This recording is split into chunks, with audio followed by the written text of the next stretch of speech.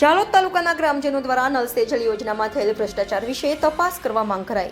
પાણી પુરવઠા અને પ્રાંત અધિકારીને આવેદનપત્ર આપી નિષ્પક્ષ તપાસની માંગ કરાઈ. જાલોદ તાલુકાના વિવિધ વિસ્તારોમાં આવેલ ગામોમાં નલ સે જલ યોજનામાં થયેલા ભ્રષ્ટાચારને નિષ્પક્ષ રીતે તપાસ કરી પ્રત્યેક ઘર સુધી પાણી વહેલી તકે પહોંચે તે માટે એક લખિત અરજી પાણી પુરવઠા કચેરી અને પ્રાંત અધિકારીને ગ્રામજનો દ્વારા આપવામાં આવી હતી. આજ રોજ તારીખ 4/3/2025 મંગળવારના રોજ જાલોદ તાલુકામાં સમાવિષ્ટ અલગ અલગ ગામોના આગેવાનો દ્વારા નલ સે જલ યોજનામાં થયેલ ભ્રષ્ટાચાર વિશે તપાસ કરવા માટે લેખિત અરજી આપવામાં આવી હતી. સરકાર દ્વારા આ યોજના પૂર્ણ કરવા માટે વાસ્મો એજન્સીને જવાબદારી સોંપવામાં આવેલી હતી, પરંતુ કોઈ વિસ્તારમાં નલ સે જલ યોજનાની નક્કર કામગીરી જોવા મળતી નથી. તો આ યોજનામાં કામગીરી કરતી એજન્સીઓ તેમજ વિવિધ અધિકારીઓ ખૂબ મોટા પ્રમાણમાં ભ્રષ્ટાચાર આચરી સરકારી રૂપિયા ઉપાડી ભ્રષ્ટાચાર કર્યા હોવાની લેખિત અરજી દ્વારા આ અંગે જાલોદ તાલુકામાં સમાવિષ્ટ વિવિધ ગામોમાં તપાસ કરી જવાબદાર કર્મચારી અને અધિકારીઓ પર કાયદેસરની કાર્યવાહી કરવા માટે માંગ કરવામાં આવી હતી.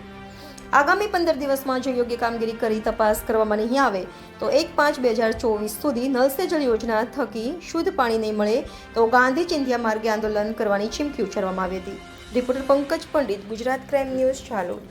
દેશના વડાપ્રધાન માનનીય નરેન્દ્ર મોદી સાહેબની મહત્વાકાંક્ષી યોજના એટલે કે નલ સે જલ, દરેક ગામડાના ઘર સુધી પીવાનું શુદ્ધ અને સ્વચ્છ પાણી આપવાની જે આ એક યોજના હતી, કેન્દ્ર સરકારે કરોડો રૂપિયાની ગ્રાન્ટ ફાળવી છે, છતાં પણ ગુજરાત સરકાર, ગુજરાતના માનનીય મુખ્યમંત્રીના નેતૃત્વમાં કામ કરતી સંપૂર્ણ વ્યવસ્થા અને વાસ્મો એજન્સી દ્વારા દાહોદ જિલ્લાના દરેક ગામડાની અંદર આ વાસ્મો યોજના બિલકુલ નિષ્ફળ છે. લગભગ 1000 કરોડ રૂપિયાનો ભ્રષ્ટાચાર થયેલ છે. આજે અમે વાસ્મોની ઓફિસના એન્જિનિયર તથા પ્રાંત અધિકારી જાલોદને આવેદનપત્ર આપીને રજૂઆત કરી છે કે દિન 15ની અંદર નલ સે જલ યોજના દરેક ગામની અંદર ચાલુ કરવામાં આવે, અન્યથા 1/5/2025ના રોજ સમગ્ર જાલોદ તાલુકાના 110 જેટલા ગામડાઓના નાગરિકો સાથે અમે ગાંધી ચિંધ્યા માર્ગે આંદોલન કરીશું. આ વાસ્મો એજન્સી કે જેની સંપૂર્ણ જવાબદારી નલ સે જલ યોજનામાં પાણી આપવાની છે, આ વાસ્મો એજન્સીના કામમાં જ સંપૂર્ણપણે ભ્રષ્ટાચાર છે. જો તાત્કાલિક ધોરણે આનું તપાસ કરવામાં નહીં આવે તો આવનારા સમયમાં અમે સંપૂર્ણપણે વાસ્મોના દરેક અધિકારી સાથે સાથે જોડાયેલા કોન્ટ્રાક્ટરો આ લોકોની વિરુદ્ધ આવક કરતા વધારે સંપત્તિનો મામલો પણ દર્જ કરાવીશું અને આ ભ્રષ્ટાચારને ખુલ્લો પાડવાની કોશિશ કરીશું. જય શ્રી મહારાજ. જી, આજે જાલોદ તાલુકાનું કરોડો રૂપિયાનું જે નળ સે જલના નામે જે કૌભાંડ આચરવામાં આવ્યું છે, એના માટે અમે તમામ જાલોદ તાલુકાના ગ્રામજનો સાથે રહીને એક પ્રાંત સાહેબને આવેદનપત્ર અને વાસ્મોના અધિકારી સાહેબને આવેદનપત્ર આપીને અમે લાગણીની માંગણી રજૂઆત કરી છે કે જાલોદ તાલુકાની અંદર 110 જેટલા ગામડાઓ છે, એમાં બહુ મોટા પાયે ભ્રષ્ટાચાર નળ સે જલમાં કરવામાં આવ્યો છે. ત્યાં જે આ લોકોએ જે ઓનલાઈન જે કહેવાય કે જે કામ પૂર્ણ બતાવવામાં આવ્યું છે, પણ ત્યાં હકીકતની અંદર કામ પૂર્ણ થયેલ નથી. ત્યાં ઘરે ઘર પાણી પણ પહોંચ્યું નથી. આ કરોડો રૂપિયાનું જે કૌભાંડ કરવામાં આવ્યું છે, આ તમામ એજન્સીઓ કે જે મળતા આવ્યા છે એનો જે દિન 15ની અંદર જો કાયદાકીય કાર્યવાહી નહીં કરવામાં આવે તો આવનાર સમયની અંદર અમે દરેક ગામડે ગામડે જઈ ત્યાંના લોકો સાથે રહી અને ફરિયાદ પણ નોંધાવવાના છે ને આવનાર સમયની અંદર ગાંધી ચિંધ્યા માર્ગ સાથે રહીને આંદોલન પણ કરવાના છે.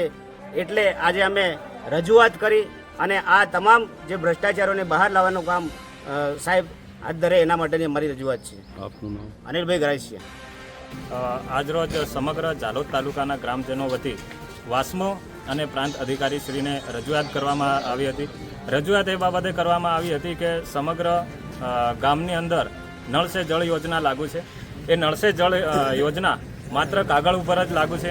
અમે વાસ્મોની વેબસાઇટ પરથી સર્ચ કર્યું અને માહિતી મળી કે સમગ્ર ગામોની અંદર ગ્રામસભા ભરીને પણ 100% કામ પૂર્ણ બતાવી દેવામાં આવ્યું છે.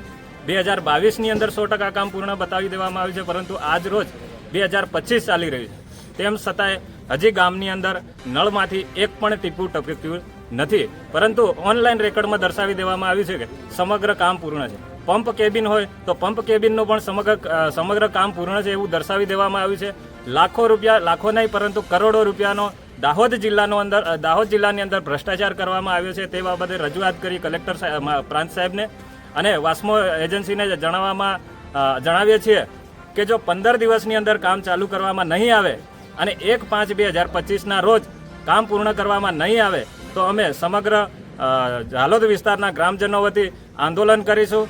જે પણ નુકસાની થાય એ ભોગવવા માટે સરકાર અને જે તે એજન્સીઓ તૈયાર રહે અને જે કોન્ટ્રાક્ટરે બેદરકારી કરી છે, ગામમાં હજુ સુધી પાણી નથી પહોંચાડવામાં આવ્યું, એવા કોન્ટ્રાક્ટરોને બ્લેકલિસ્ટમાં નાખવામાં આવે એવી અમારી માંગ છે.